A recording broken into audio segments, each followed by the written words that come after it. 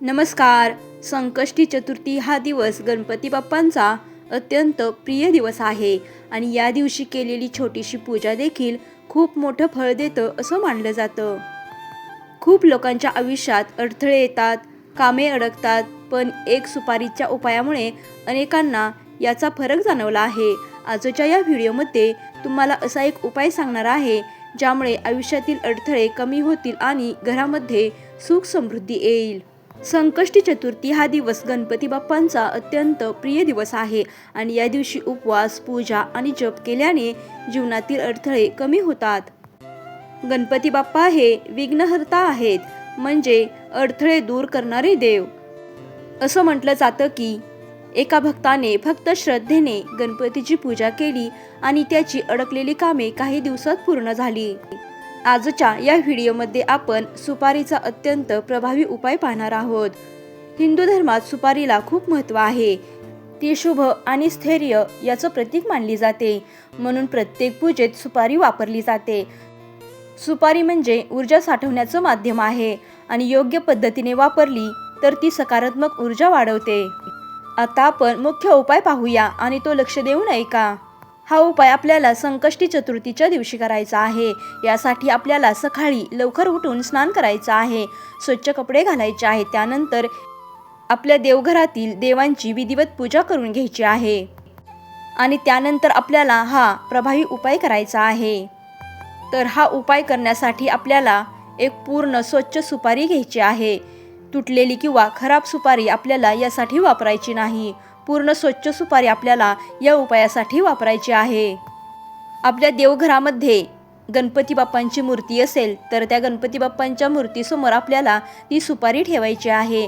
त्या सुपारीला आपल्याला हळदी कुंकू लावायचं आहे, फूल अर्पण करायचं आहे. शक्यतो जास्वंदीचं फूल आपल्याला या सुपारीला अर्पण करायचं आहे, कारण जास्वंदीचे फूल हे गणपती बाप्पांना अत्यंत प्रिय आहे. ही विधिवत पूजा करून झाल्यानंतर आपल्याला हात जोडून मनातील आपली इच्छा स्पष्टपणे बोलायची आहे. त्यानंतर आपल्याला गणपती बाप्पांचा एक प्रभावी मंत्र म्हणायचा आहे. हा मंत्र आपल्याला 11 वेळा म्हणायचा आहे. तर हा मंत्र असा आहे की ओम गणगणपतये नमः, ओम गणगणपतये नमः. हा मंत्र आपल्याला 11 वेळा म्हणायचा आहे. प्रत्येक मंत्र जप करत असताना श्रद्धा ठेवा, कारण श्रद्धा असेल तरच उपाय परिणाम देतो. पूर्ण श्रद्धेने आणि विश्वासाने जर आपण ही सेवा पूजा केली तरच आपल्याला त्याचे फळ मिळत असते. हा उपाय पूर्ण श्रद्धेने केल्याने अडकलेली कामे पूर्ण होतात. त्याचप्रमाणे आर्थिक अडचणी कमी होतात आणि घरामध्ये सकारात्मक ऊर्जा वाढते. ही पूजा करून झाल्यानंतर आपल्याला दुसऱ्या दिवशी ही सुपारी आपल्या तिजोरीत किंवा पैशाच्या ठिकाणी ठेवायची आहे.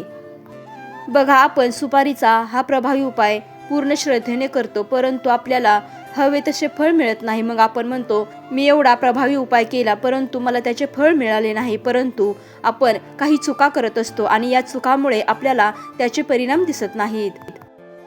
तर त्या चुका कोणत्या? तर ही सुपारी आपण पूजा केल्यानंतर दुसऱ्याला देतो किंवा ही पूजा करताना वापरलेली सुपारी ही आपण तुटलेली वापरतो किंवा श्रद्धा न ठेवता आपण हे उपाय करत असतो, त्यामुळे आपल्याला त्याचा परिणाम दिसत नाही. लक्षात ठेवा, कोणताही उपाय हा श्रद्धेवर चालतो. फक्त उपाय करून काहीही होत नाही. मनापासून विश्वास ठेवला तरच बदल दिसतो. त्यामुळे संकष्टी चतुर्थीच्या दिवशी हा प्रभावी उपाय केल्यानंतर ही सुपारी आपल्याला तिजोरीत किंवा पैशाच्या ठिकाणी ठेवायची आहे. यामुळे घरामध्ये सुख समृद्धी येईल आणि आपली आर्थिक परिस्थिती सुधारेल. हा उपाय श्रद्धेने करा, गणपती बाप्पा तुमचं नक्की ऐकतील. जर हा व्हिडिओ तुम्हाला उपयोगी वाटला असेल तर लाईक करा, शेअर करा आणि चॅनेलला सबस्क्राईब करा.